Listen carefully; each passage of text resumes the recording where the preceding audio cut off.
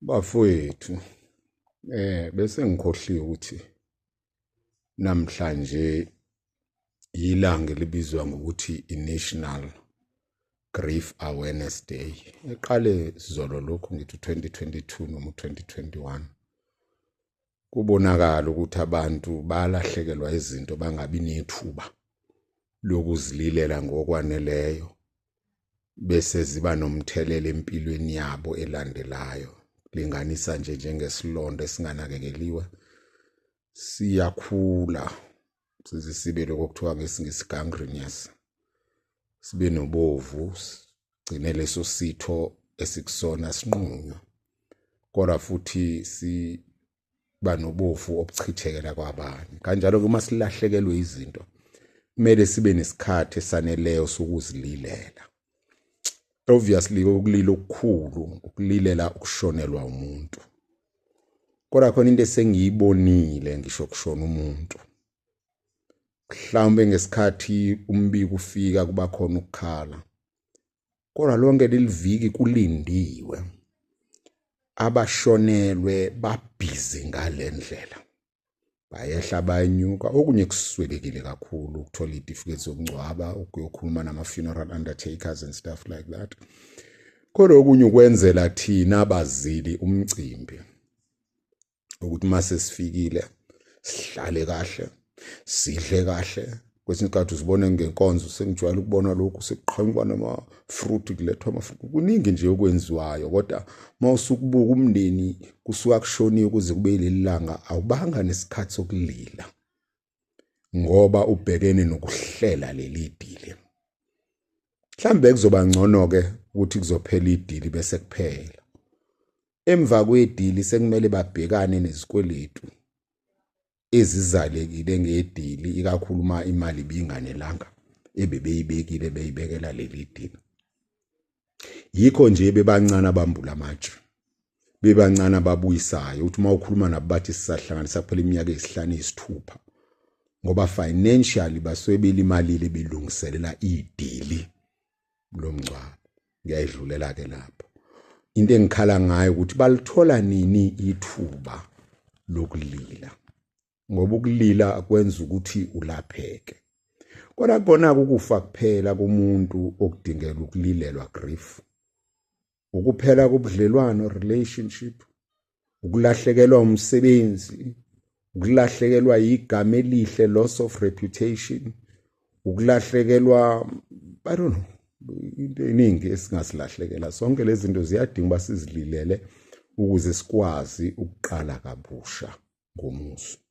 Na kunamazwi eBhayibhelini akhuluma ngokulila encwadini yabahluleli, isahluko se-17 ivesi lika-37 kuya ku-40. Amazwi athi, indodakazi kaJafethe yathi kuyise, mangenzele lokhu, ngiyeke inyanga ezimbili ngihambe ngehlele entabeni ukuze ngililele ubuntombi bami, mina nabangani bami. Uyise wathi kuyohamba, wayihambisa inyanga ezimbili, yahamba nabangani bayo, yalilela umntombi bayo entabeni. Kuphela kwezinyanga ezimbili yabuyela kuyise, owenza kuyo njengosifunga esenzile. Yayingakazi lale nandoda. Kwabe sekuvela isimiso kaIsrayeli sokuba yonke iminyaka amadodakazi akaIsrayeli ahamba ayolilela indodakazi kaJafethe wakwaGiliyadi izinsuku ezine. Sifundani la-ke ngokulila grief, bazalwane? Okuqala, le ntombazane icela ispace to grieve. Ngicabanga ukuthi thina njengabantu abalahlekelwe mhlambe not even ukusicela ispace sokulila, kodwa sisidemand. It's our right ukwazi ukulila. It's our right sometimes ukusho ukuthi le ndlela eningililisa ngayo kakuyona, niyangilimaza. Nginikeni ithuba ngilile ngendlela yami. Number 2, ithi mina nabangani bami, we need support, especially abantu abaxuluza, abantu abangeke basijaje ngokulila kwethu, abantu abangeke bathi sintekenteke, abantu abangeke bathi sikhuliwe, abantu abanjalo. Sidinga kuvunyela ukulila njengoba uyise ethi hamba, wayihambisa inyanga.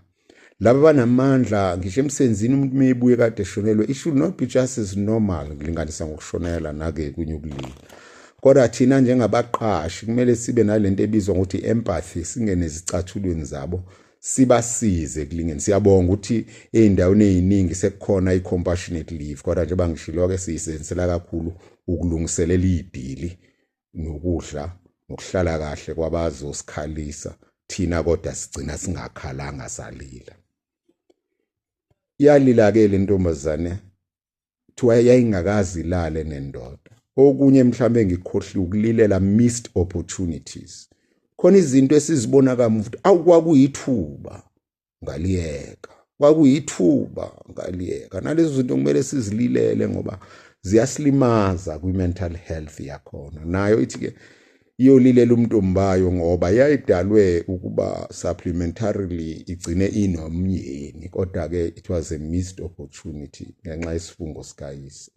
Ekugcineni kuthiwa kwasekuvela isimiso noma umthetho ka-Israyeli ukuthi iminyaka yonke kube nesikhathi sokulila. Sime lapho kwakulilelwana, kodwa kube nesikhathi sokulila.